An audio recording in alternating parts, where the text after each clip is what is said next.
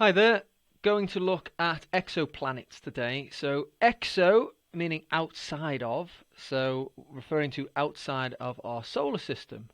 So exoplanets are ones that we discover and not by observing directly.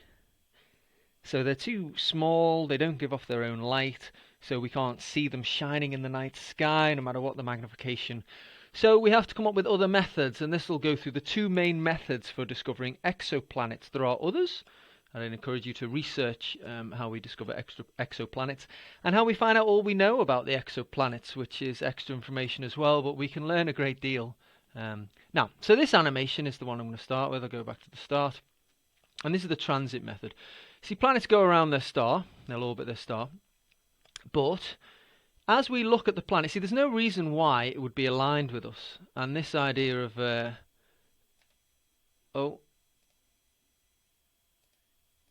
really wanting me to pause here. This idea of looking at all the planets and them all being just rotating around the sun, like our own planet. Well, no, our own planets are all in the ecliptical plane because of how the solar system formed.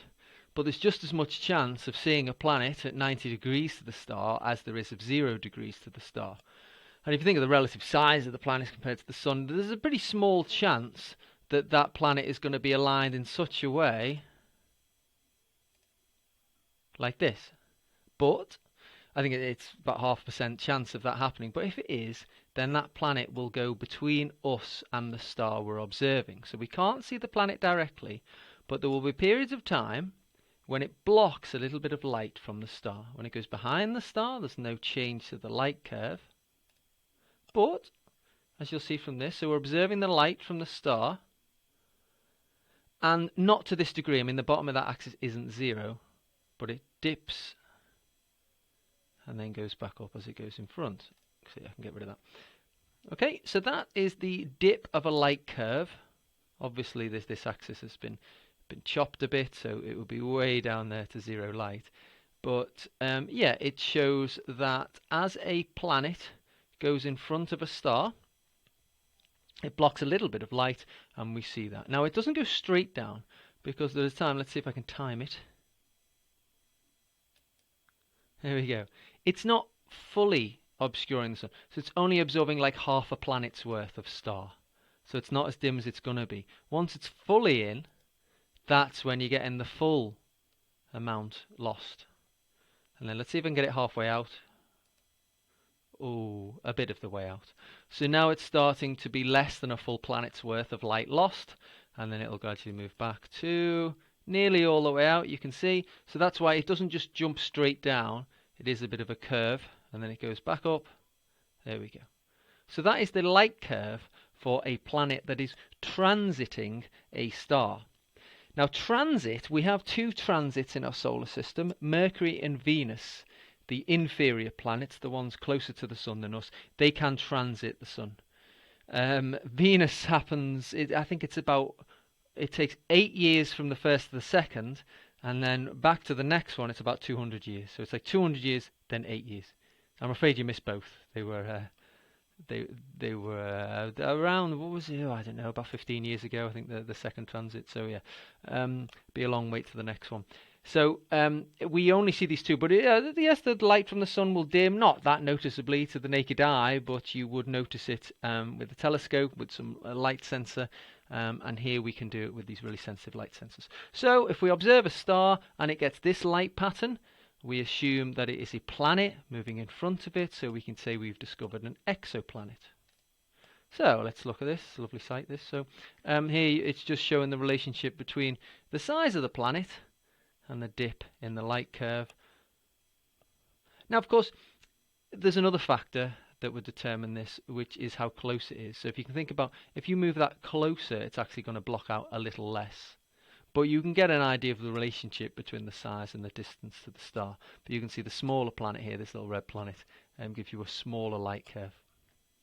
Now, the other factor, other than how much it dips, is how long between dips.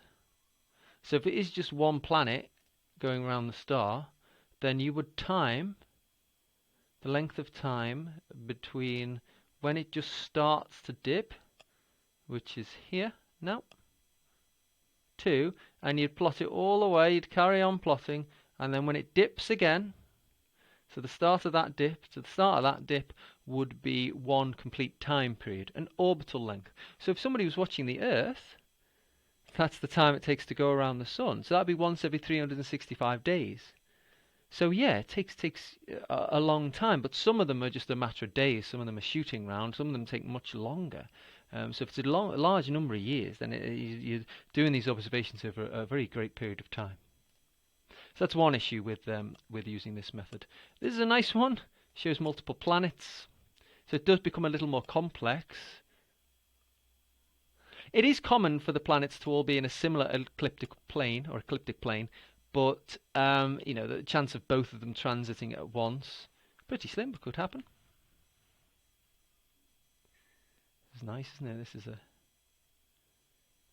the astronomers would unpick the secrets behind that one and figure out what was going on. Okay, so this is not discovering stars, this is observing stars, seeing their light curve change, and figuring out what's orbiting them. So, I mean, before we started doing this, we didn't know whether it was perfectly normal, whether our sun was the only thing with planets, or whether there was loads. What's the average amount of planets, Is it 8? Or is it around 10? Is it many more? Is it many less? And also, what are the planets like? Well, this has told us nothing of what the planets are like so far. Okay, so that is the transit method.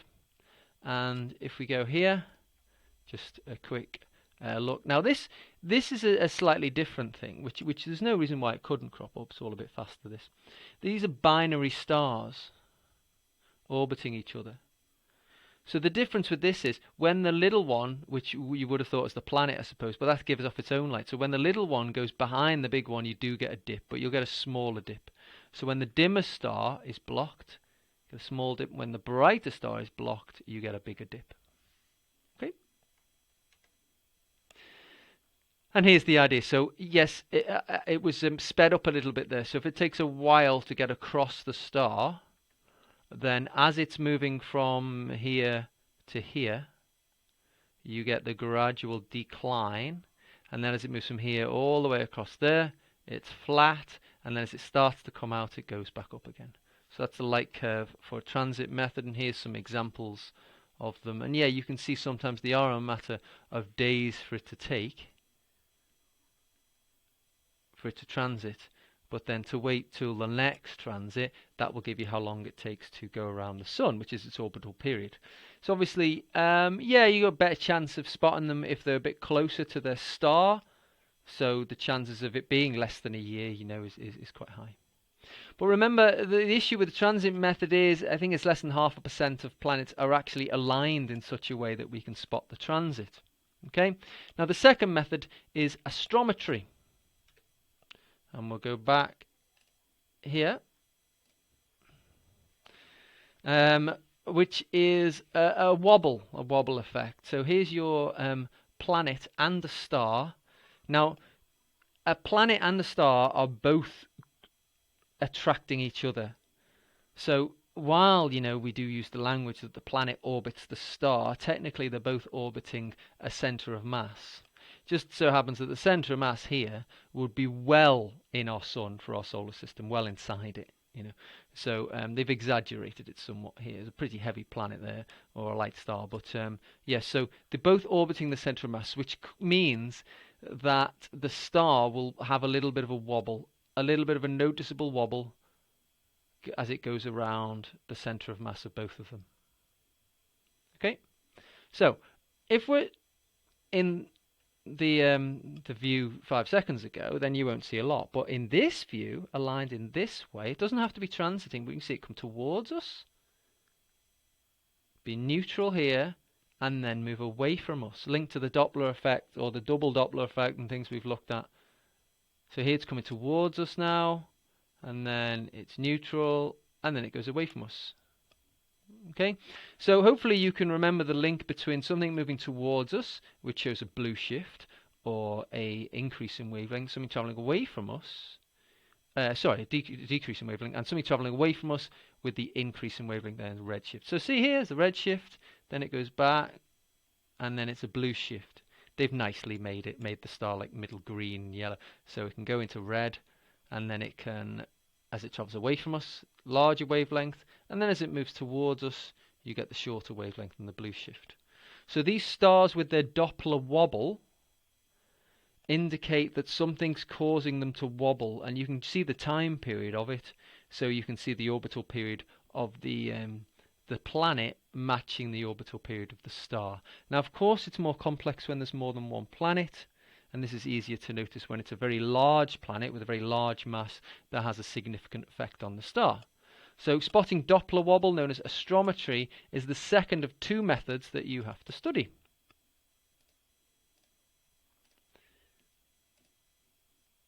Oh, no, that doesn't work. Never mind.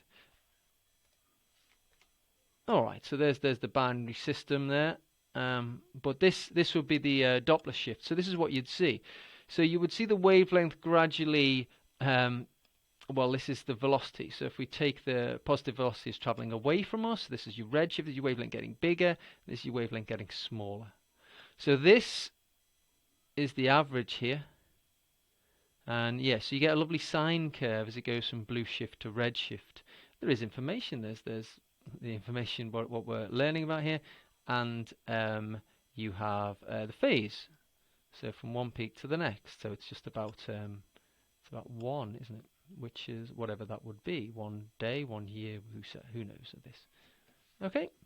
And there's just reminding of the work that we did on the Doppler effect, which you do need to understand to know this. Now, I'm going to go back here and just explain one more thing, which is interesting. So, this method. So I go to the first method. So, as the planet moves in front of the star, there is a smaller region around the planet. Small region around the planet, which is its atmosphere, if it has one. Now, I've exaggerated the size of it. The atmosphere, our atmosphere, if the Earth was a bowling ball, a 10-pin bowling ball, the atmosphere would be the width of the varnish on the bowling ball. But anyway, that is noticeable, and some have bigger atmospheres, some slightly smaller. But so we have absorption lines that we get from the star. So we can look at the absorption lines from star, put it through a prism effectively, look at all the light that comes off, look at those black lines, and that tells us the elements in the star, tells us how much of each element it has. There's prominent absorption lines, which we've studied. So what the prominent ones are gives you an idea of the spectral class. But when the planet goes in front of the star, those prominent absorption lines, or the absorption lines as a whole, can change slightly. Ever so slightly, but there is a little change. Which means it's gone through a certain gas a bit more than it normally does. So if all of a sudden the absorption lines linked with oxygen increase slightly, that's telling us that those photons that have reached the Earth have had to travel through a little more oxygen than normal. So the only thing that can cause that is that little bit of gas surrounding that planet, which must contain oxygen. So if you see absorption lines of oxygen increase slightly, it tells you that the planet that's transiting that star has oxygen in its atmosphere. You can even have a guess on what the percentage of it is. Okay, so you can pick up it works with any element. So you can pick up what the atmosphere contains, which is really exciting. And really good information to know, because we tend to like to look for planets that are a bit like Earth. We are aware that the sun won't last forever, 5 billion years left maybe, and we are aware that the Earth won't last forever. So we will, if the human race is going to survive for billions and billions of years, we'll need to find other homes, and we are interested to see if there's other planets out there that are similar to the Earth. Now, when we look for life elsewhere, we have no idea whether life exists everywhere it possibly can. It may be that if we find a planet with the conditions that can host life, then it will have it. Or it might be that life doesn't exist anywhere else in the universe. We don't know which one. It could be somewhere in between. We have no idea. And that's making wild predictions nobody can guess. Doesn't matter how clever you are. You don't have a better guess than a year 7. Anyone's guess is valid there. But so we look, when we say we're looking for life, we look for the conditions that can host life. And we don't know of any other conditions that host life other than all the conditions we've come across on Earth. So we tend to look for planets similar to Earth. And that suggests, well, if it has conditions that can host life, and at least we know those are some conditions that can host life. So that will be our first kind of searches for life, looking for the conditions necessary: liquid water, carbon, oxygen in the atmosphere, those types of things. So yeah, looking through the atmosphere can give us a lot of information. That's from absorption lines and prominent absorption lines, which was in the life cycle of a star section. Okay, so it would be good if you could research a few other methods, find out a little bit more about astrometry and the transit method, but I hope this little thing was helpful. I'll leave it there. Thank you very much.